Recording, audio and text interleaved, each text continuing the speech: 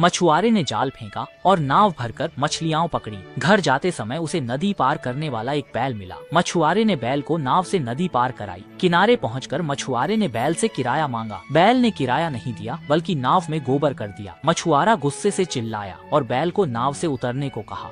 फिर उसने नदी के पानी से गोबर सींचा और चमत्कार हुआ, वह गोबर चमकीले सोने में बदल गया। मछुआरे को तब एहसास हुआ कि उसने एक दिव्य गाय को नहीं पहचाना था। इसके बाद मछुआरे ने गोबर उठाया और उस दिव्य गाय का पीछा करने लगा। दूर से उसने देखा कि दिव्य गाय एक गुफा में घुस गई। उस गाय को पकड़ने के लिए मछुआरा पूरी गति से गुफा की ओर भागा।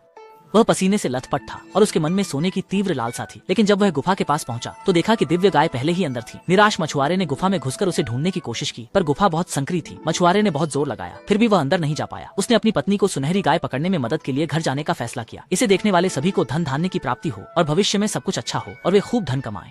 मछुआरा जल्दी घर भागा और पत्नी को सोने के बैल द्वारा नाव का किराया चुकाने की बात बताई। पत्नी ने सोने का गोबर देखा और पति की बात पर विश्वास किया। सोने के बैल के गुफा में घुस जाने की बात सुनकर पत्नी ने उसे तुरंत उस दिव्य बैल को वापस लाने को कहा। मछुआरे ने समझाया कि वह छेद बहुत छोटा है, वह किसी भी तरह से अंदर नहीं जा सकता। फिर पत्नी ने बड़े भाई से गुफा खोदने में मदद करने का सुझाव दिया। बड़े भाई ने यह अच्छी खबर सुनते ही सोचा कि अब वह बहुत अमीर बनने वाला है, पर मछुआरे के बेटे ने इसे हराम का धन बताकर जाने से मना कर दिया। मछुआरे का परिवार धन के लालच में अंधा हो चुका था। तीनों औजार लेकर गुफा खोदने चले गए। गुफा पर पहुंचकर पत्नी ने उन्हें खोदने को कहा और खुद खाना बनाने वापस चली गई। फिर दोनों ने औजार उठाए और खोदना शुरू कर दिया।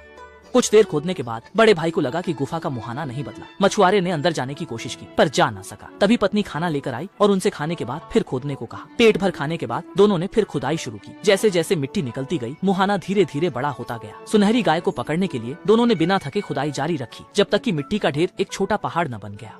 पतझड़ आ गया, पर वे दोनों अब भी उस सुनहरी गाय को नहीं खोद पाए थे। पत्नी किनारे पर बहुत चिंतित थी। मछुआरे ने बताया कि उसने खुद गाय को गुफा में घुसते देखा था। जब तीनों उलझन में थे तो बेटे ने कहा कि दिव्य गाय बूंद भर उपकार का झरना लौटाने का सिद्धांत जानती है, उन्हें गाय खोदने की उम्मीद नहीं करनी चाहिए। सबने यह बात मानी और खोदने का विचार छोड़ दिया।